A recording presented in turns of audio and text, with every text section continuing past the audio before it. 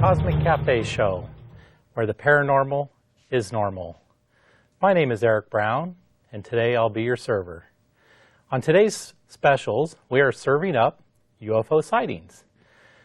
What is flying over the heads of us here in the Bay Area, and all over the United States and Northern California as well?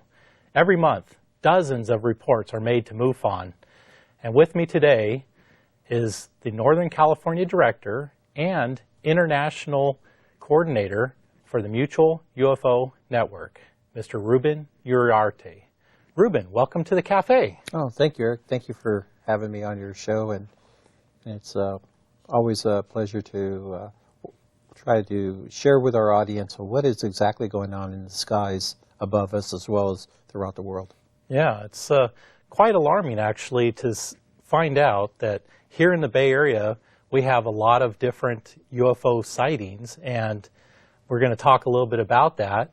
There's been, dozens of sightings here in Northern California and the Bay Area just in the last couple of months? Well, normally, Eric, we get about approximately close to 1,000 reports throughout the country, and California leads the nation in terms of UFO sightings. Wow. And so between us, Northern California and Southern California, it's we roughly are around 40%. So it comes out to about over 100 cases per month. Wow, wow. So what is it that's over our heads? Is it just simply people that are misidentifying UFOs that may be mistaken an airplane, or could it possibly really be aliens from outer space that have just decided to come over here and visit with us?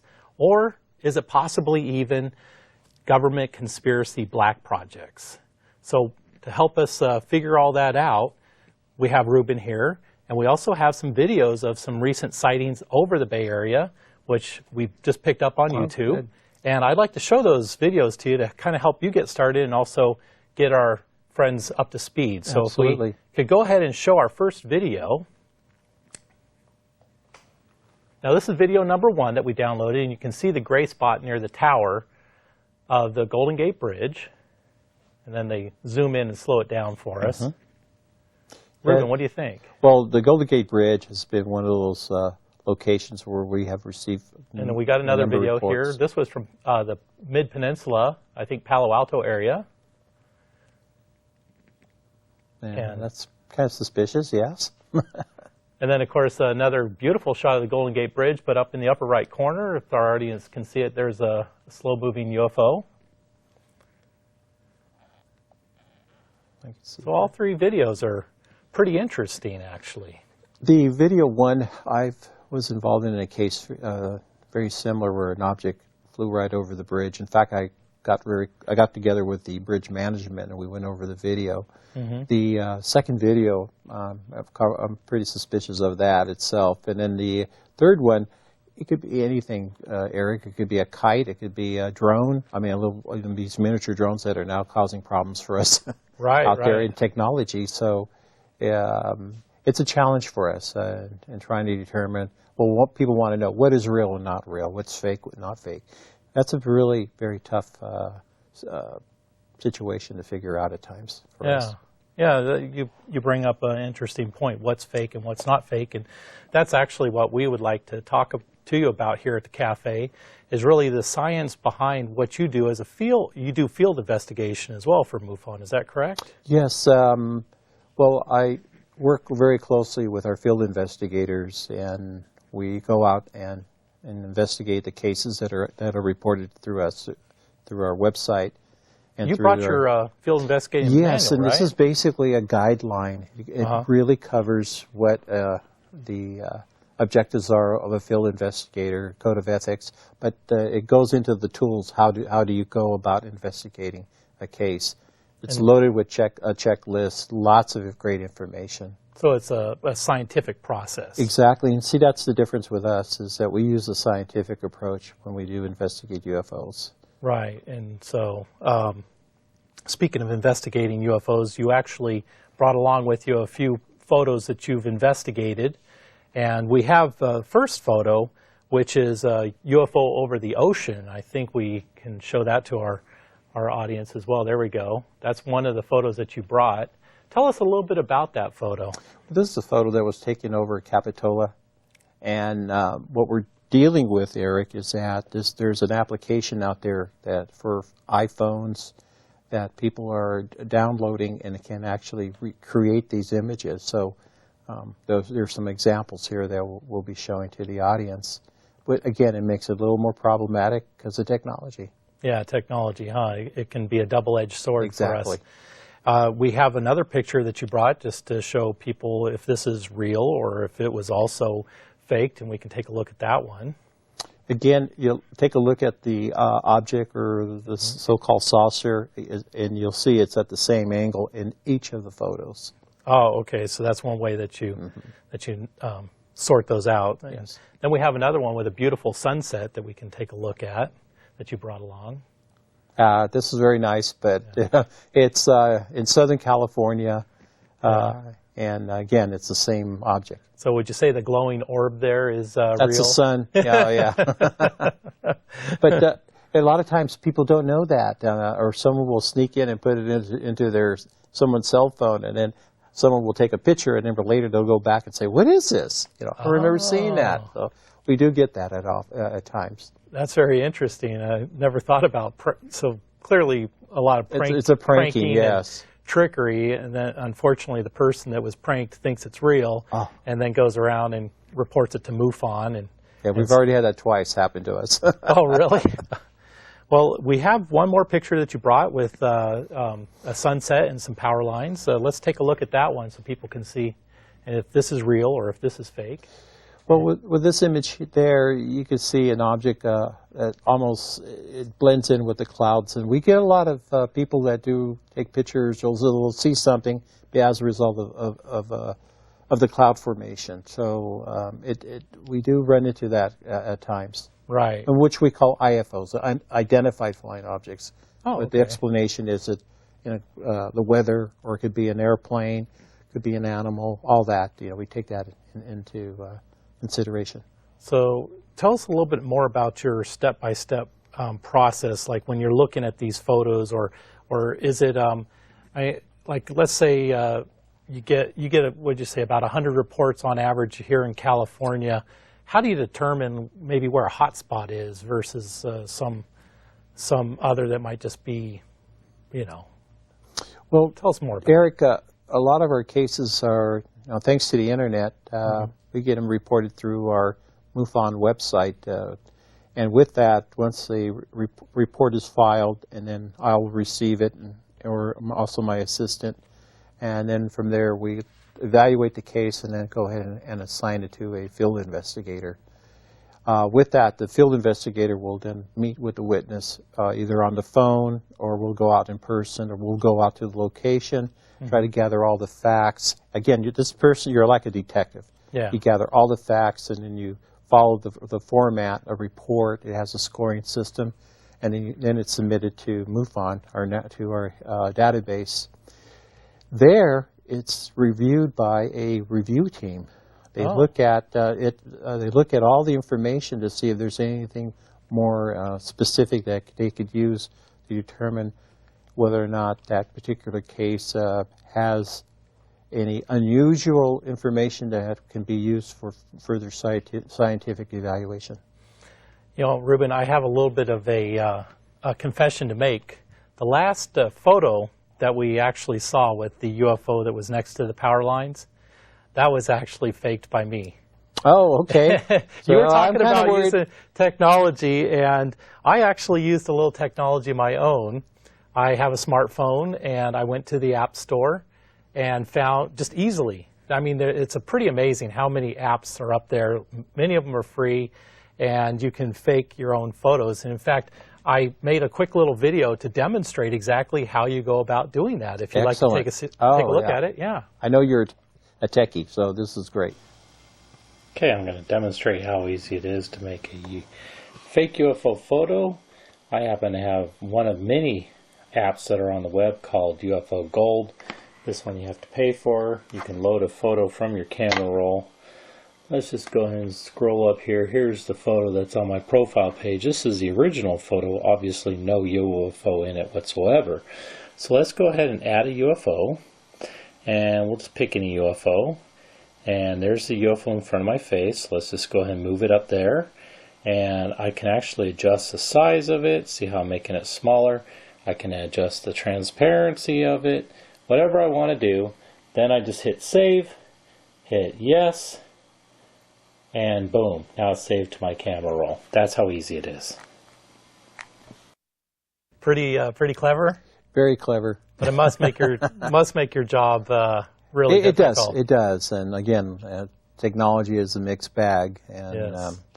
we get so many different photos that, again, people say, well, how do you determine it?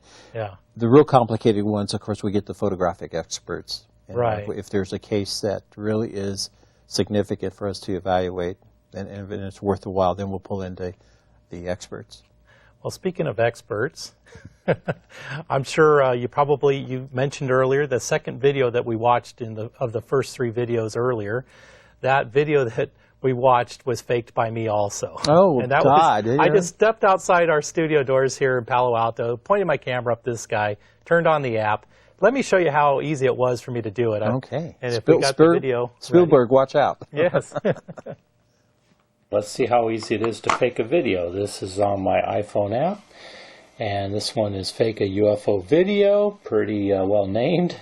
Let's go ahead and start. So, got to get my finger out of the camera thing, then just go ahead and pick my UFO, tell it to center, and it's pretty small there. I don't know if you can see it, and we'll go ahead and start recording. 3, 2, 1, and it's in auto mode, so it's just going to start going around the screen.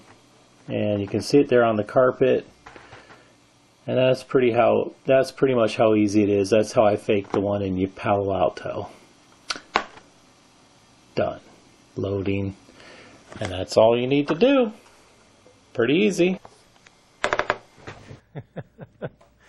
Well, at least I admitted it, right? Well, yes, and I know for the younger generation, they're probably very interested in all these applications and the use of the cell phone, but again, it does create a big, major challenge for our field investigators. Yeah, absolutely. And so with the field investigators, I would imagine that if you're getting, I guess there would be something to it if you had like a small town here in Northern California, maybe up, I don't know, Marin or even up, even higher up, and you suddenly get, it's a small population town, but suddenly you get 50 reportings and is that an indication that something's more real? Yes. In fact, we had an actual experience where up in Sonoma, in Sonora County, for example, we're getting a rash of sightings of triangle objects that were being reported all along from Interstate 5 all the way up to the Canadian border. We had a period of time that the triangles were being reported, this triangle-shaped object. So we call it a flap. That's where it's a concentration of UFO sightings in a specific geographic area.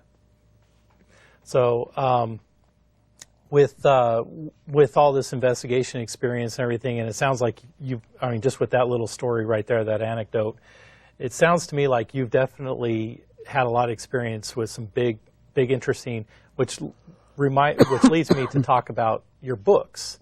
Because you're also, not only are the director with MUFON, but you've also written or co-written and published several books. And so let's, the first book that I know that you wrote was Mexico's Roswell, and I think we have a copy of it. Oh, yes. People can see. There we go. And with Mexico's Roswell, tell us a little bit about that book. Well, one of the things that I became involved with a good friend, Noe Torres, is we've co-authored several books, and Mexico Roswell deals with a UFO crash that occurred on the Mexican side of the border in Chihuahua, Mexico, where an object collided with with a small airplane.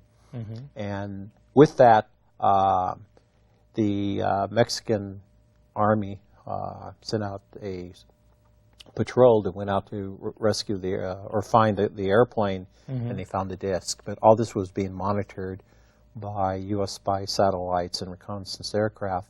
And the reason we know about that is that there was a report that was filed, that was actually disseminated to other UFO investigators about this particular case. So we created a book based on the actual events. And it's an excellent book. I do admit I read it myself. And speaking of interesting cases, the second book that you wrote that I've also read is Cisco Grove, and that's a Northern California event. Yes. In fact, it's going to be about 50 years that this event occurred back in 1964, where the witness, Don Schrum, had actually went deer hunting with a bow and arrow, and both he and his friends went up there to the Cisco Grove mountain range near Truckee, actually.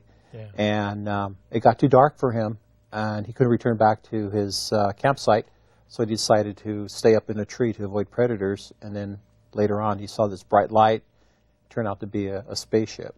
Oh, wow. Yeah, and then it landed. There was a scout ship that landed, and then these creatures, or these alien-like beings, went up to the tree where he was at, and he fought all night trying to avoid being captured by these beings. Wow. Amazing story. That's definitely a book, I would highly recommend it. Anyone pick up and read. It kept me on the edge, and I just read it right away. And the most recent book that I know that you just recently put out with Noe is the Koyami incident. Yes, this is actually a continuation of the Mexico's Roswell case. However, what we've done is we've updated the materials. We have witnesses that were actually connected to the UFO crash that occurred back in 1974. In addition to that, we anonymously received information of the names of the Mexican soldiers that died in that operation, as well as the soldiers that were actually involved in the retrieval of the craft. And it was, again, the spacecraft was taken back to the United States, and so we also have the names of perhaps the soldiers that were involved in that operation as well. Yeah, that book I think I read the fastest. I couldn't put it down. It was definitely. It's better than fiction. I mean, that's the thing. It's we have all the evidence that we try to accumulate, and I tell you, it's just amazing. And we have more information of other crash retrievals that have occurred along the U.S.-Mexican border. Wow. Well, I know you've written those 3 books, and you've also written other materials and other books, and I want to make sure that people, if they're interested in learning more about what you've written, and make sure you go to roswellbooks.com, which is Ruben's website where you can find all his materials and books. And with that, we should talk a little bit more about some questions I have for you, because let me tell you, you're a fascinating guy, and I've known you for quite a while. We were actually next door neighbors for 10 years, and I can just never get enough. But one question, it just always slipped my mind, but I want to ask you tonight is, Ruben, do you believe that UFOs really do exist? Absolutely. I had my own experience of 2 sightings. One when I was a very young boy, and the other when I was later on in my adult life. What makes this really fascinating is the fact that I'm not the only one. There are just thousands of people, let's say millions as well, all over the world that have had their own particular sightings. But the fact that we also have some very credible people from all walks of life, from pilots to military officials, to politicians, to truck drivers, to housewives, you name it, across the wide spectrum, here in the Bay Area as well as throughout the world, that they also have observed something quite unusual. And this is still continuing right now at this very moment. I suppose one thing I should probably ask you is, if I go and see a UFO tonight or tomorrow or over the weekend, how do I get in touch with one of your field investigators or you to file that report? I mean, what's involved with that? Well, again, we are listed on the website, and people are starting to find out. Why don't we give out your website, too, just so they know? It's Northern California MUFON.com. That's correct, right? That's correct, yeah. yes. We also have our national website, MUFON.com. Okay. But Northern California, MUFON.com. And there's a section there where it says to file a report, and then the person will provide as much information as possible. And what kind of information? We ask for specifics, your name, your address, your contact information. the time you saw the object, what did it look like? Well, what were you doing at that particular time? Was there any type of reaction physically, mentally? So there's a lot of specifics that we try to obtain that will help us. And I guess someone obviously would be concerned maybe about, what's the process? How are they contacted by a field investigator? Is their identity kept confidential? Some people don't want. At times, yes. The witness, and that's part of it. The fact that a lot of folks that encounter something unusual question themselves. They'll share it with their family, and many times the family will ridicule them, and so they have nowhere else to go. And then all of a sudden they'll get in touch with us, or they'll attend our meetings. We have a network with other organizations. We actually have support groups. Oh, okay. People who get together as a group to share their experiences. And we have our own connection, our own network with mental health professionals as well. Sometimes it requires that. Oh, okay. So definitely a real supportive, safe environment for people that want to, get some answers, I guess. And I know there are certain people out there that probably don't believe it. I mean, we're not in the business of trying to make people into believers. Right. We have the statistics. We have the evidence. We are volunteers. We're not part of the government. In fact, we're doing the government's job. Unlike many other countries, are now working with their local UFO organizations and going over these UFO files. Oh, okay. Very different. Maybe briefly expand on that. I'm sure, I'm certainly interested in what is happening internationally.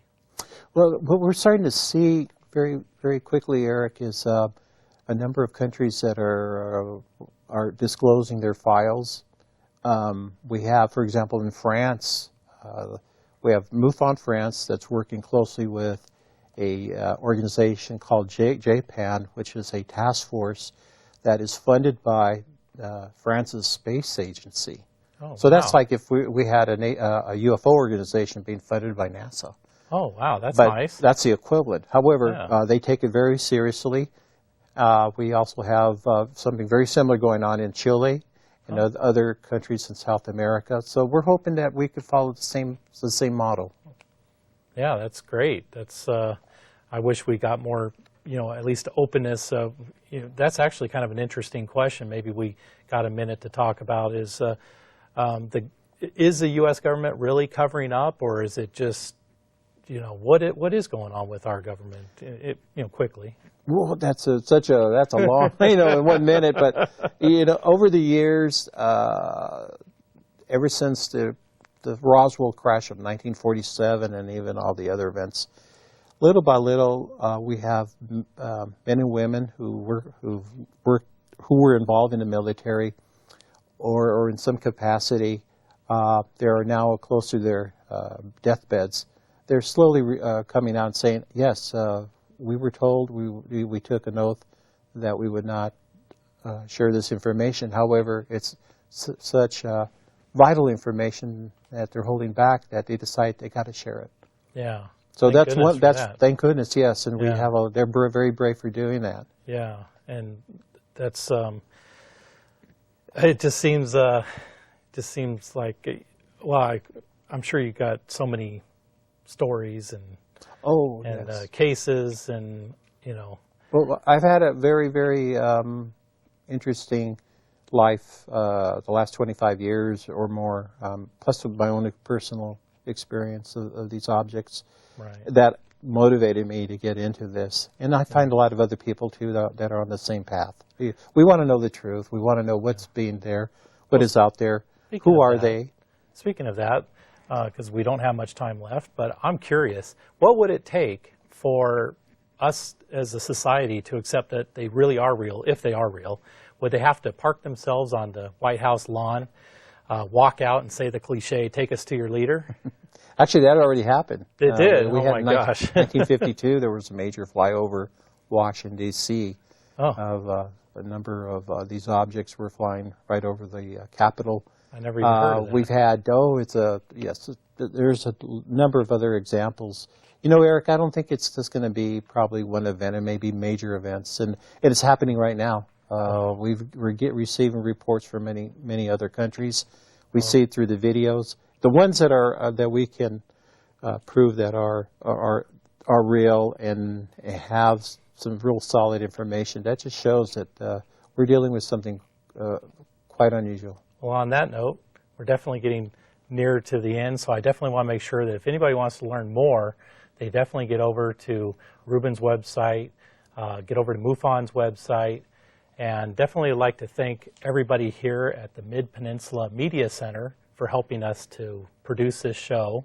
And if you want to find out more or get any additional information that you've heard on this show, you can certainly go to the CosmicCafeShow.com. Again, that's CosmicCafeShow.com. And I think we got maybe just a little bit of time to, if you wanted to expand on anything, I just wanted to make sure people got that information before we have to. We do have a number of meetings. We have a MUFON chapter in Marin County, in Petaluma. We have one in Sacramento. Well, here. And we have one in San Jose. Yeah. That we meet every other month. So we welcome the audience. They come into our meetings. They're free. Oh, actually, we charge just for this, for the cover the rental of the location. But other than that, it's open to the public. Yeah, I've been to those meetings, and I definitely encourage anyone to pop into their meeting, and you can certainly find out that information on his website that we gave out earlier, Northern California, MUFON.com. But I'd like to thank, again, like I said, I'd like to thank everybody for helping us out with producing the Cosmic Cafe show. Ruben, thank you for stopping by the cafe. Thank you very much for I really do appreciate that.